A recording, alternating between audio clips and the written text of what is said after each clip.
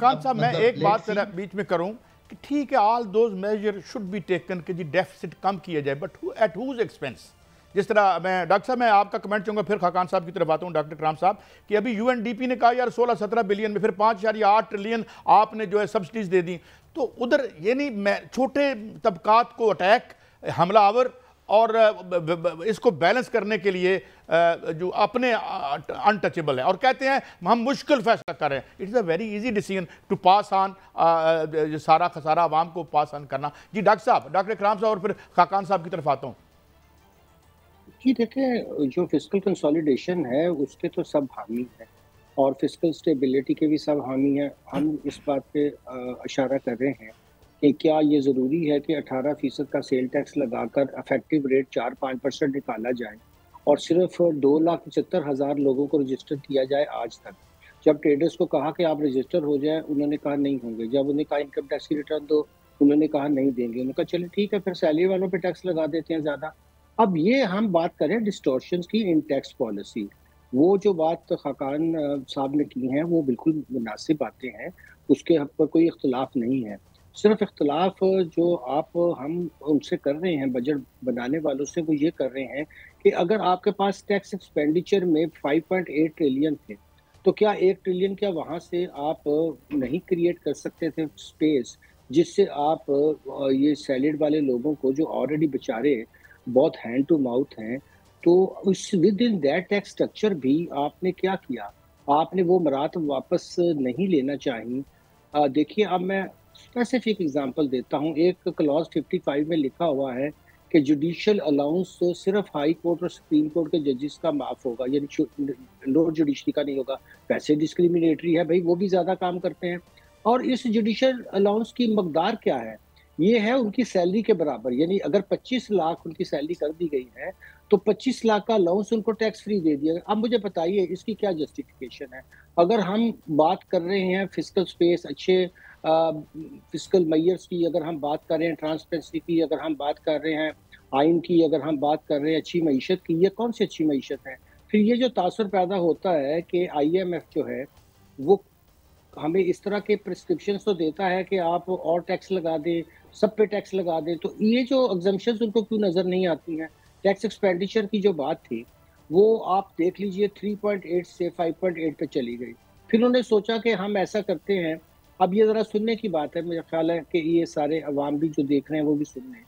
उन्होंने कहा कि जी हम सेल टैक्स जो पेट्रोलियम पे जीरो कर देते हैं। अब आप बताइए, आईने पाकिस्तान में ये इजाजत है कि अगर पार्लियामेंट ने 18%, चलिए वो बुरा टैक्स अच्छा, उस पर हम बहस नहीं करते, वो लगाया हो और एक एग्जेक्टिव ऑर्डर से आप उसको सिफर कर दें। क्यों सिफर करें? कि सूबों को सेल टैक्स में से 57.5 का हिस्सा ना देना पड़े। क्या ये बलूचिस्तान के साथ ज्यादती नहीं है, जो को आगे ही बेचारों को बहुत कम पैसे मिलते हैं और वो सारे का सारा पेट्रोलियम लेवी के नाम पे आप जेब में डाल लें? तो अगर आपने शराकतदारी करनी है उनसे तो किसी असूल के तहत कीजिए ना। फिर आप NFC अवार्ड 7 के बाद आज तक होश नहीं आया। 2009 में ये NFC अवार्ड हुआ था, तो आप आबादी को निकालिए और फिर आप जो और बेसिक बिल्कुल ठीक है डॉक्टर साहब। अब मेरा सवाल डॉक्टर खाकान नजीर साहब से है। डॉक्टर साहब आप फरमाइएगा कि यही हुकूमत थी और यही उस वक्त जिन्होंने सोलर को प्रमोट किया और कहा कि सोलर लगाया जाए, अब 18% इस पर टैक्स लगा दिया गया है और पहले हुकूमत जो है वो इसको डिनाई करती रही कि कोई टैक्स नहीं लगेगा और सरचार्ज भी हुकूमत जो है वो कह रही है कि नहीं लगेगा। हालांकि वजीर खजाना ने बाकायदा तौर पर कल तकरीर में फरमाया है कि डेट सर्विसिंग पर जो है 10% सरचार्ज के लिए नेपरा एक्ट में तरमीम की जाएगी। इस पर फरमाइएगा कि क्या हुकूमत net metering, solar net metering को ख़त्म करने जा रही है? इस तरह तो ख़त्म ही होगी, हौसला शिकनी होगी और जो बिजली की कीमतें बढ़ेंगी नए सरचार्ज से। सर्कुलर डेट मेरा और आपका तो नहीं है, वो तो हुकूमतों का है पैदा किया हुआ, वो आम सारिफ का तो नहीं है, आम सारिफ को देना पड़ेगा। और फिर ये भी फरमाइएगा कि जो दिफाई बजट में इजाफा किया गया है, इसमें फरमाइएगा कि क्या दिफाई बजट में जो पेंशन है वो भी शामिल है उसमें? रिन्यूएबल की बात जो है वो उसमें नहीं शामिल होती है। पेंशन तो दूसरे हेड में होती है, वो 1050 अरब जो आपने देखी है वो अलहदा होती है। पेंशन का रिफॉर्म करना एक और रिफॉर्म है जिसमें से आप बहुत से पैसे बचा सकते हैं, so that's another important reform.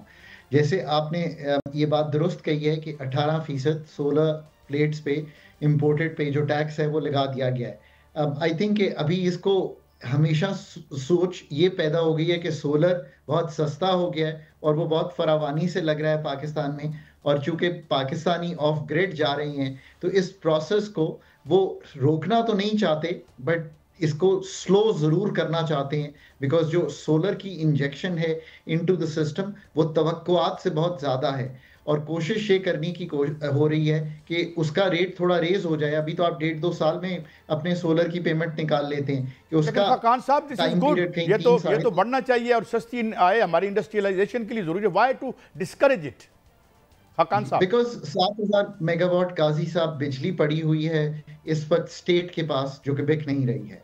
45,000 megawatt की कैपेसिटी है, गर्मियों में भी 28,000 से ऊपर की खपत नहीं आती उसको बेचने के लिए। और इसी तरह आपने सुना कि कभी क्या कहते हैं बिटकॉइन इनकी माइनिंग को बेच देंगे। खान साहब मैं ये बात लेके फिर आगे बढ़ता हूं। ये देखें, ये 1993 के वारदात 2 नंबर मुआहदे बाहर निकालें, 2002 के बाहर निकालें, 2015 जो मिस डीड्स और करप्शन आपकी थी, वाई शुड आई पे एज अ कॉमन सिटीजन, जिससे ऑलरेडी 80% आप टैक्स लगा रहे हैं इनडायरेक्ट। खान साहब और फिर आता हूँ इकराम साहब की तरफ। ये बात आपकी 100% दुरुस्त है, चाहे वो 94 की पॉलिसी हो, चाहे वो 2002 की पॉलिसी हो, चाहे वो 2015 की पॉलिसी हो। Pakistan has not been able to think well and guarantee a 17% rate of return on dollar based. अब इस खता का जो जिम्मेवार है उसको हम क्या कर सकते हैं? आप बड़े भले आदमी हैं, बड़ा नरम लफ्ज इस्तेमाल किया आपने खान साहब, क्योंकि फाइनेंशियल टाइम्स को मैं अगर कोट करूं 2014 की इशात थी, तो इट इज़ अ खुली वारदात, यानी I think they should be booked, और ये मुआहदे खोल के अवाम को बताने चाहिए। मेरे पैसों से मुआहदे हुए थे, तो ये वारदात अब भी जारी है। और मैंने कल अर्ज किया था कि जनाब आज फिर IPPs जीत गए, 25 करोड़ लोग हार गए। खान साहब, मैं इसीलिए कहता हूं कि हमें जो इस वक्त एटमॉस्फेयर बिल्ड करना चाहिए वो ये बिल्ड करना चाहिए कि किसी तरह हुकूमत इस कारोबार से निकले, क्योंकि मैं और आप कभी भी मोबाइल फोन या जो इंटरनेट है या इस तरह की चीजों पे ये डिस्कशन नहीं करते। इसीलिए नहीं करते कि एक प्राइवेट सेक्टर आ गया, एक कंपेटिटिव मॉडल है, उस पर काम हो रहा है। बिजली के जब तक 10 डिस्कोस, जेनकोस, NTDC को रखेंगे सरकार में, और मैं ये फिर कहता हूं कि बोर्ड्स बनाने से ये ठीक नहीं होने, क्योंकि उन बोर्ड्स के जो लोग हैं उनका 1% भी नहीं लगा हुआ, 1% भी नहीं लगा हुआ। अच्छा नहीं खान साहब, वो तो मैं मियां शाहिद साहब ने यहाँ स्टोरी दी थी और यहाँ बहुत लोग आए थे। डॉक्टर साहब इकराम साहब आपकी तरफ आता हूँ। यहाँ चेंबर ऑफ कॉमर्स के एक साथी हमारे आए थे, उन्होंने कहा था ये आप खोल के देखें, ये मुल्क से भाग जाएंगे, because they have violated all the clauses. और जो जिस ग्रेड की मशीनरी लगी थी वो भी नहीं लगाई इन्होंने, और जिस तरह आपने बताया था कि वो मलाइशिया से रफू चक्कर हो गए थे। तो I think this is the Achilles heel, and I think the whole state and this country is being held hostage by 30-40 families. Doctor साहब